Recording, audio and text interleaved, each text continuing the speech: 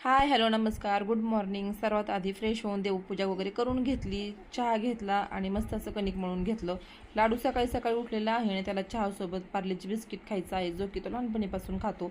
मागे सायरात झोपलेला आहे, आहो ड्युटीला गेले आणि मी चहा घेत मस्त असं उन्हाला बसलेले आहे. कोवळ्या उन्हामध्ये बसले की छान वाटतं सकाळ सकाळ. चहा वगैरे घेऊन झाल्यानंतर लगेच स्वयंपाकाला लागले. आज दुपारी जेवणामध्ये मस्त आलू गोबीची भाजी पोळ्या केल्या होत्या. स्वयंपाक झालं की मग अर्ध काम झाल्यासारखं होतं. स्वयंपाक भांडी झाल्यानंतर लगेच घराची क्लिनिंग करायला घेतली. सर्वात आधी झाडू मारून घेतला, डस्टिंग वगैरे करून घेतली. दिवाळीच्या सुट्ट्यांमध्ये घरामध्ये मुलं एवढे पसारा करतात, बापरे अख्खा दिवस माझा पूर्ण असं झाडून घेण्यामध्येच जातो. आणि जिथं जिथं तिथं असं जाळ्या वगैरे दिसून तिथं असं झाडू फिरून घेते मी, म्हणजे जाळ्या वगैरे जास्त काही घरामध्ये होत नाही. तुम्ही असं करता का मला कमेंटमध्ये नक्कीच सांगा. छान घर झाडून पुसून घेतलं, लादी वगैरे पुसून घेतली.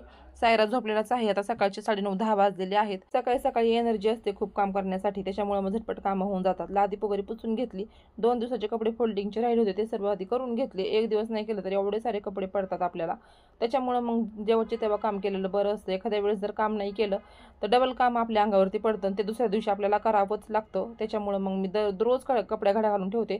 पण एखादा दिवस जर काही काम असलं बाहेर आपलं तरी कपडे घालायचं काम राहून जातं. ते सर्व घड्या वगैरे घालून घेतल्या आणि घड्या घातल्यानंतर मी सर्वांची अशी वेगवेगळे असे सेट करून ठेवते, म्हणजे कपाटामध्ये ठेवताना खूप इझिली आपल्याला म्हणजे ठेवले जातात.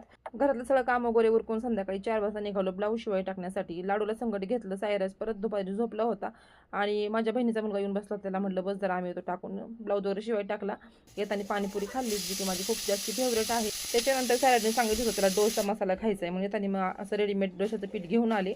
आलेल्या बटाटे शिजायला वगैरे घातली आणि आलूची भाजी आणि डोसा केला सर्वांसाठी. दुपारी कोबीची भाजी केली होती, ती काही फारशी मुलांनी आवडीने खाल्ले नाही, म्हणून म्हटलं चला आता त्यांच्याच आवडीचं बनवावं. तुम्हाला मागं पण म्हटलं होतं मी, त्यांच्या आवडीचं केलं तरच पोटभर खातात ते.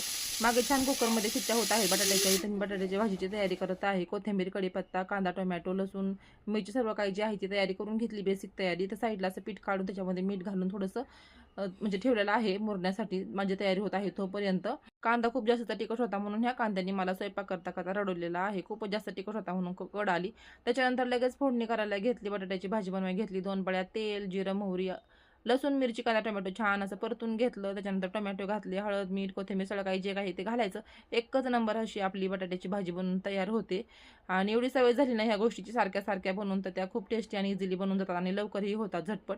नंतर लगेच डोसे बनवायला घेतले. डोसे छान निघण्यासाठी काय करायचं, तवा गरम झाला की त्याच्यात थोडंसं पाणी मारून घ्यायचं, छान सुती कापडाने पुसून घ्यायचं, परत थोडंसं तेल घालायचं आणि नंतर आपले डोसे सोडून घ्यायचे. एक नंबर डोसे इझिली निघतात आणि खायला सुद्धा खूप छान लागतात. मुलांनी आहून त्याच्यावरचा ताव मारलाच, मी पण डोसे वगैरे खायला या. तर असा माझा पूर्ण दिवस मुलांमध्ये कामामध्ये बिझी जातो. व्हिडिओ आवडताना लाईक शेअर सबस्क्राईब. भेटूया उद्या, बाय.